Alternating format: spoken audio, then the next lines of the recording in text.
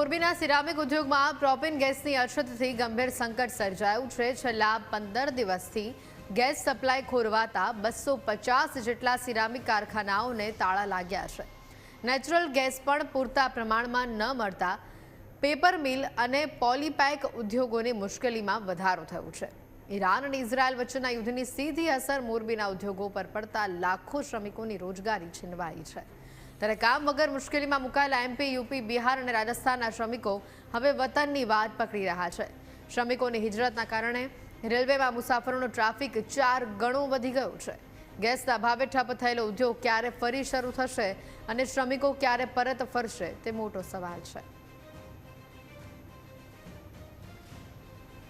दिक्कत यही आ रही है कि सिरामिक्स बंद होने के कारण हम लोग अपने वतन जा रहे हैं। जब तक चालू नहीं होता, कोई सूचना नहीं आती है, तब तक हम लोग अपने घर पे रहेंगे, फिर वापस आएंगे कमाने के लिए।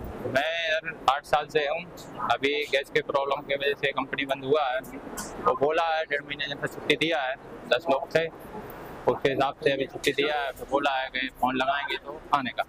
हाँ, देखिए अभी वाकानेर स्टेशन पर लगभग 8-10 दिन से बहुत मुसाफिर आ रहे हैं और आम दिनों के से ज़्यादा मतलब दोगुना तिगुना पैसेंजर यात्री आ रहे हैं। और मेरे ख्याल से ये जो भीड़ बढ़ने का कारण है, ये औद्योगिक फैक्ट्रियां जो है सिरामिक की वो बंद हो गई है। उस कारण से मजदूर अपने घर वापस लौट रहे हैं।